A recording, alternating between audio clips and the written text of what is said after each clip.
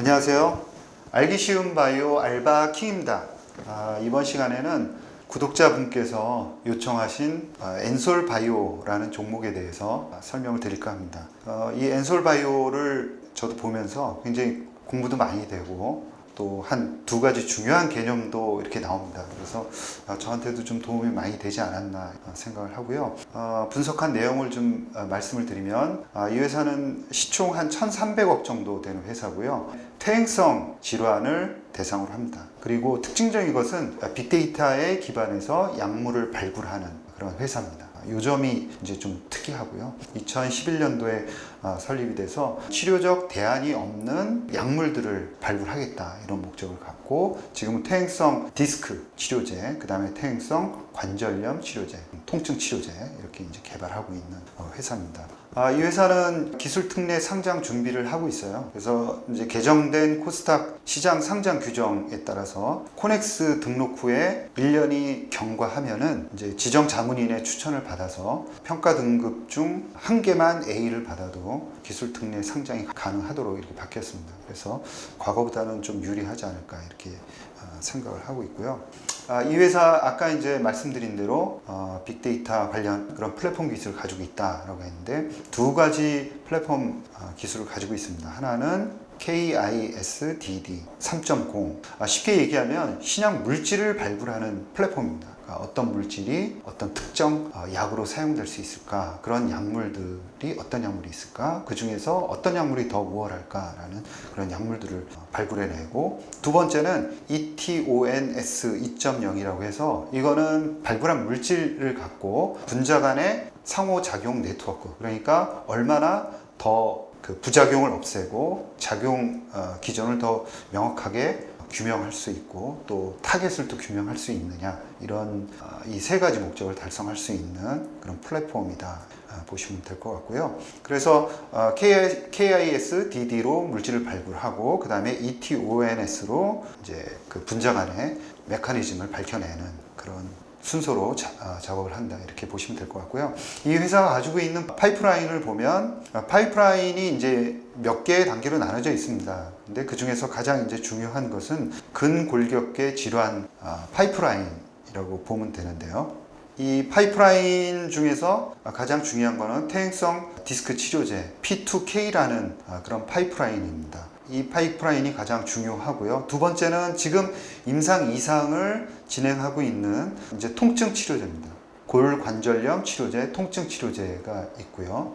근데 오늘 이제 집중적으로 볼 이제 파이프라인은 P2K라는 겁니다. P2K는 먼저 엔솔 바이오가 만들어서 그 다음에 유한양행으로 물질을 넘겼습니다. 그리고 유한양행이 개발하다가 다시 스파인 바이오파마라는 회사한테 이렇게 넘겼습니다. 그러니까 이 순서를 좀 자세하게 알아둘 필요가 있고요. 나중에 이제 다시 말씀을 드리겠습니다. 이 P2K는 퇴행성 디스크 치료제입니다. 대표적인 퇴행성 질환의 하나죠. 디스크 질환은. 그리고 생화학적 변성을 수반하는 노화, 그 다음에 물리적인 스트레스, 이러한 디스크 조직의 퇴행화를 일으키는 질병이다 라고 이제 봐야 되는데, 엔솔바이오는 퇴행화가 시작된 디스크 조직을 재생적으로 되돌릴 수 있는 생체내 치료 물질을 개발하고 있는 그런 상황입니다. 그래서 이 P2K가 타겟팅 하는 거는 여러분들이 이제 한두 번 들어보셨을 텐데, 매드팩토 할 때 들어보셨을 텐데요. TGF 베타 1이라는 신호 전달 경로 물질을 리간드 물질을 타겟팅을 합니다.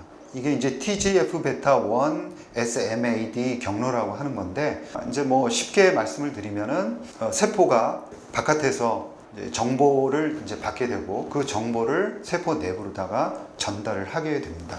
그래서 가장 중요한 거는 정보가 전달되는 가장 첫 단에서 엔솔 바이오는 막는다, 그런 이제 특징을 가지고 있고요. 그게 바로 TGF 베타를 차단하는 겁니다. TGF 베타 1을 이렇게 차단해서 그 뒤에 발생하는 그 경로를 차단하는 거죠. 그래서 TGF 베타, SMAD, 1, 5, 8 이렇게 이제 세 개의 SMA도 다양한 종류가 있는데 그 물질들 중에서 SMA 1, 5, 8 이 경로를 차단하게 되는 거죠. 조금 더 이제 그림으로 자세히 살펴보면 이 TGF 베타 1이라는 것은 기본적으로 다른 세포에게 어떤 신호를 전달하냐면은 G1, 그러니까 이제 세포가 분열하다가 잠깐 쉬는 휴지기가 있는데 그 휴지기에 머물도록 합니다. 그러니까 더 이상 성장하지 않도록 만드는 거죠. 활동하지 않도록 이렇게 만드는 겁니다. 그래서 결국은 더 이상 성장하지 못하고 세포 사멸로 이끄는 그런 신호 전달 물질이다, 이렇게 봐야 되겠고요. 암이라든가 유전자 변이가 있을 경우에는 자기 자신은 전혀 이제 그 영향을 받지 않는 거죠. 이제 그 정상적인 세포들한테 TGF 베타 1을 많이 뿌려서 경로로 그 세포를 사멸하도록 그렇게 만드는 작용을 하는 것입니다. P2K 이 물질을 유한양행이 받아서 연구 개발을 했는데 임상 1, 그 다음에 2A상까지는 유의한 결과를 보였어요. 그런데 임상 2B상에서는 의미 있는 결과를 도출하지 못했습니다. 그래서 여기서 멈췄는데 미국의 스파인 바이오 파마가 이 물질을 가져간 거죠. 가져가서 그 데이터를 분석을 했고요. 거기에서 안전성하고 효능이 탁월한 환자분들을 이제 걸러내서 FDA하고 다시 얘기를 한 겁니다. 그래서 추가 임상 2상 없이 바로 임상 3상으로 가는 임상 3상 승인이 이루어진 건데요. 이걸 보고 SMP, 그러니까 스타디 메이고라는 임상 승인을 받아낸 거죠. 이 임상 결과에 대해서 SMP라는 제도에 대해서 좀 생소하실 겁니다. 보통 자주 나오는 임상 허용이 아니기 때문에 좀 공부를 할 필요가 있는데, 미충족 수요가 대단히 높은 질병이면서 FDA가 요구하는 특정한 조건을 만족시켰을 때 통계적인 유의성 검증 없이 바로 임상 3상으로 올라가도록 하는 겁니다. 그러니까 어떻게 보면 임상 2B상 없이 임상 2B상이 통계적 유의성을 확보하는 그런 단계이기 때문에 없이 바로 넘어가는 거죠. 이제 빠른 시기에 그 임상 결과를 FDA가 보고 싶다. 그러니 임상 2B상에서 할 필요 없이 바로 임상 3상으로 가라는 그런 제도로 이해하시면 될 것 같고요.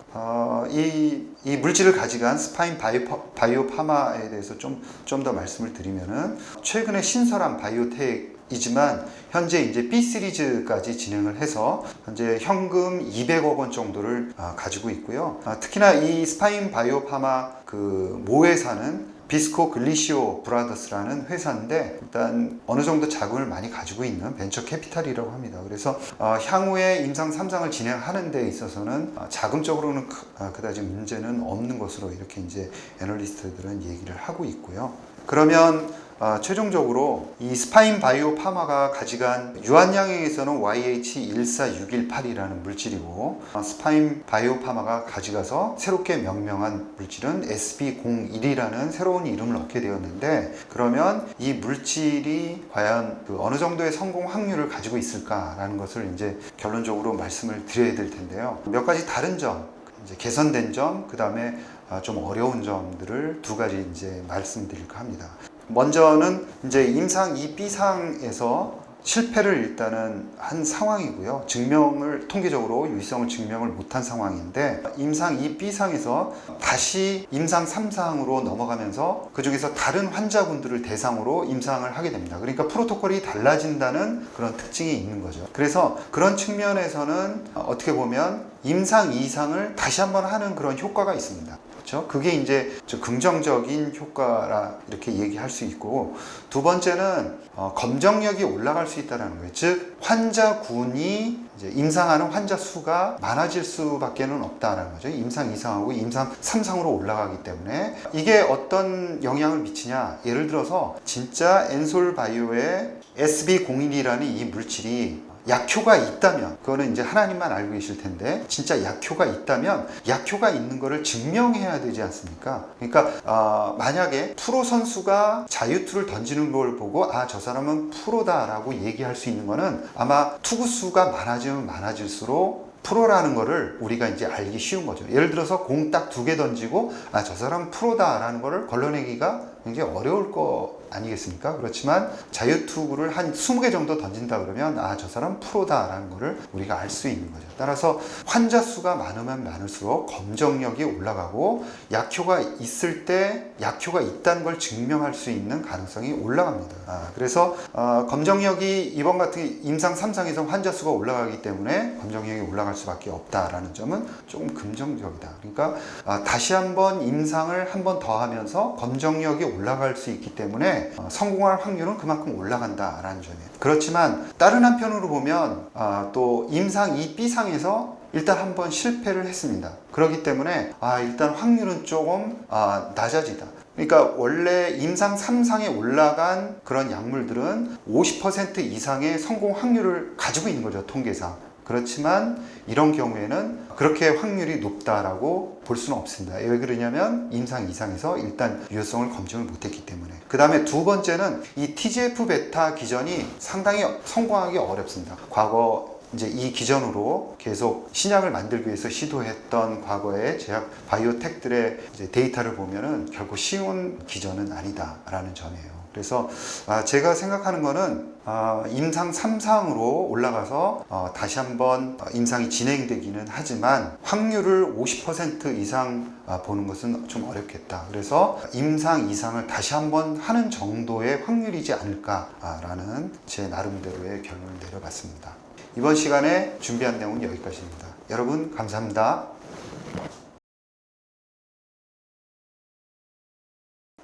벤솔바이오 같은 경우는 지금 이전 상장이 되게 주요한 주주분들의 이슈던데 네. 여기에 대해서는 규제가 바뀌어서 조금 네. 더 통과할 확률이 높다, 이 정도만 저희가 지금 알 수 있는 게 다일까요?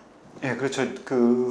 아직까지 이제 신청을 하고 그 결과가 이제 나오지 않은 상황에서 A, B, B, B 이렇게 맞아야 되는데 그냥 A 한 개만 맞아도 된다 이렇게 이제 바뀌었으니까 그 점이 이제 유리하다 이렇게 봐야 될 것 같고요. 물론 이제 임상 3상 올라간 것은 아무래도 이제 유리하게 작용할 수밖에는 없습니다. 기존에 만약에 유한양행에서 그게 이제 임상 2B상에서 유의성을 검증 못한 그 단계에서 이제 멈춰 있었다 그러면은 약간 불리할 수 있는데 어찌됐건 그걸 사가서 임상 3상으로 올려갔기 때문에 그 점은 긍정적일 수는 있다 이렇게 봐야 될 것 같습니다.